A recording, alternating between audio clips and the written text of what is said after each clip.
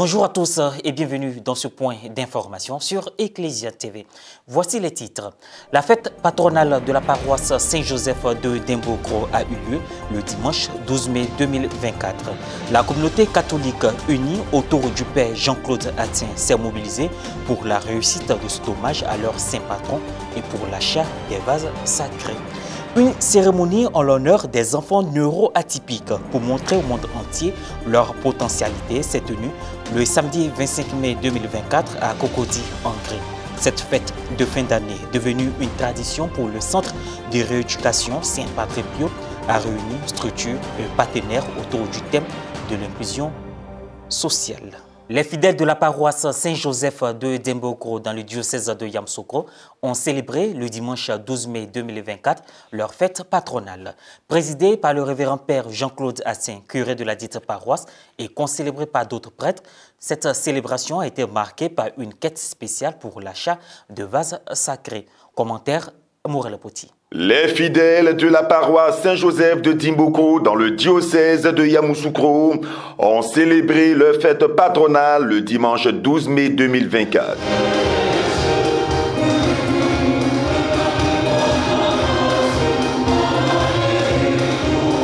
Cette action de grâce à Dieu a été présidée par le curé de la dite paroisse, Père Jean-Claude Atien, et concélébrée par ses vicaires. Autorités politiques, administratives, coutumières, cadres de la région et de nombreux invités ont rehaussé de leur présence à cette cérémonie religieuse vécue dans la ferveur, l'unité et la cohésion. En effet, le Seigneur, dans son infinie bonté, nous donne de célébrer Saint-Joseph, homme silencieux, gardien discret des familles, et Père initié de notre Seigneur Jésus-Christ, et Sauveur, patron de notre Église paroissiale.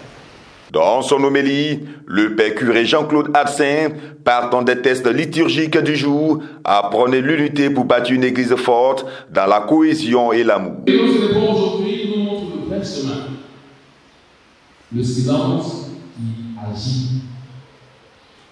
Les Écritures ne nous donnent aucune parole de Joseph.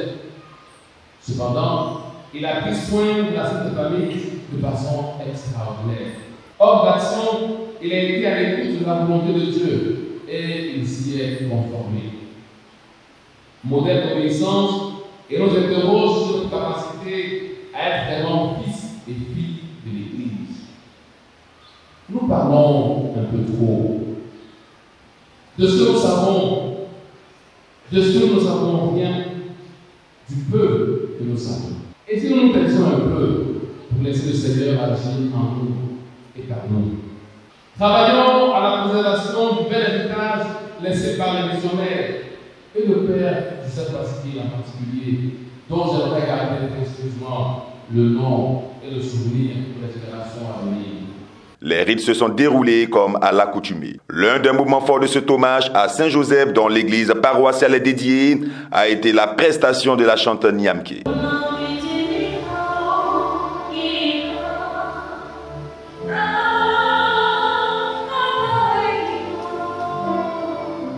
Aussi, une quête spéciale a été effectuée pour l'achat de vases sacrés pour la paroisse, la bénédiction de quelques fidèles pour les événements heureux, la présentation des heureux gagnants du concours culturel du doyenné qui s'est tenu à Bois-Boucro dans le mois d'avril. Quelques réactions au thème de cette fête patronale. Au cours de cette messe d'action de grâce, nous avons bien voulu, à l'honneur de Saint-Joseph et puis pour notre église paroissiale, offrir des vases sacrés. Nous avons pu atteindre nos objectifs concernant pour ce jour les vases sacrés.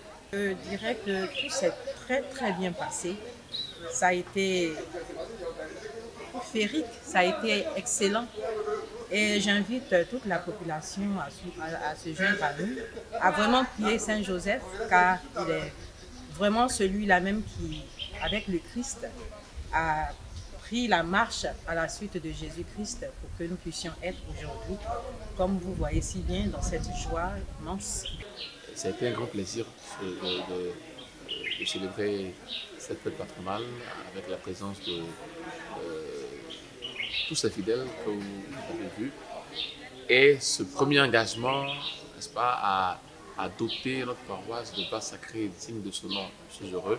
Les résultats obtenus, c'est le premier pas sur le chemin d'un renouveau de notre paroisse. Objectif réussi pour l'ensemble des fidèles paroissiens de Saint-Joseph de Dimbokro, dont les objectifs majeurs restent à venir. Société à présent, le samedi 25 mai 2024, le Centre de rééducation Saint-Padre Pio a organisé sa traditionnelle fête de fin d'année en l'honneur des enfants en situation de handicap et des assistantes de vie scolaire.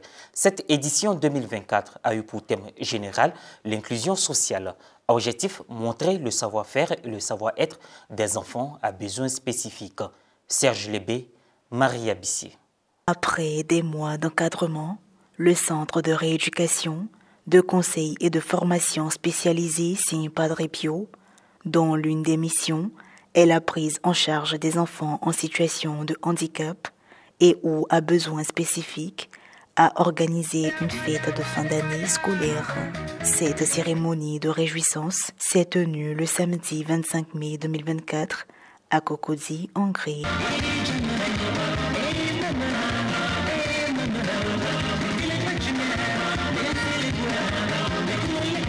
Avec pour thème « Oui à l'inclusion sociale », les enfants du Centre Saint-Padre Pio ont fait preuve de leur talent.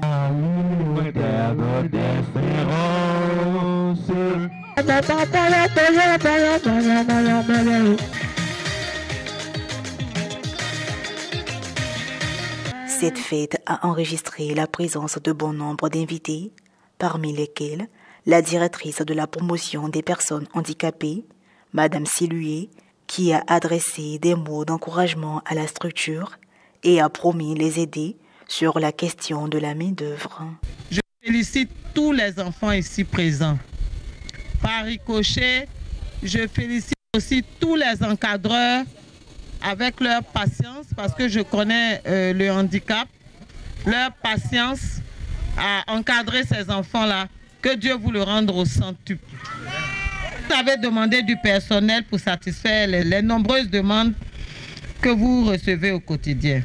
J'ai pris bonne note de ce pas-là. Je pense dès le lundi, nous allons voir dans quelle mesure on pourra vous affecter encore du personnel. À sa suite, des invités représentant diverses structures et partenaires ont pris la parole pour affirmer un message commun, la détection précoce en vue d'une prise en charge rapide et efficace. Et je voudrais également profiter de cette occasion pour dire aux parents, comme il a dit tout à l'heure dans son discours, M. Aka, ce n'est pas la peine de cacher ces enfants qui ont ce genre d'handicap. Le professeur Kwa, à travers le programme national de santé mentale, met l'accent sur la détection précoce pour rattraper tous les retards que ces enfants-là présentent. Certains parents ont exprimé leur satisfaction face aux actions mises en place pour l'encadrement de leurs enfants. J'ai reçu l'invitation de M. Aka par rapport à mon enfant qui a un handicap. Et depuis 3-4 ans, l'enfant est ici. Et j'avoue sincèrement, j'ai des satisfactions. Dans l'endroit de tous les chefs de Côte d'Ivoire dans nos villages, souvent nous entendons dire que oui, cet enfant est enfant serpent. Je voudrais dire qu'une personne ne peut pas mettre un serpent au monde. La cérémonie s'étant déroulée la veille de la fête des mères, les enfants du Centre Saint-Padre Pio ont offert des présents à leurs génitrices. On voudrait vraiment remercier le Centre Padre Pio pour tout le travail abattu.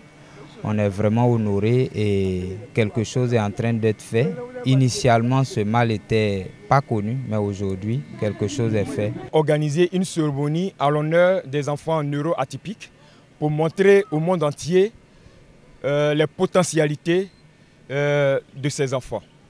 Alors, au cours de cette cérémonie, nous avions montré au monde entier le savoir-faire et le savoir-être des enfants. La cérémonie, nous avons des enfants qui ont dansé au rythme de certaines musiques, des enfants qui ont interprété certains artistes, des enfants qui ont montré leur talent. Et je pense que l'auditoire et les spectateurs étaient émerveillés. Ainsi se referme cette édition. Merci de l'avoir suivi.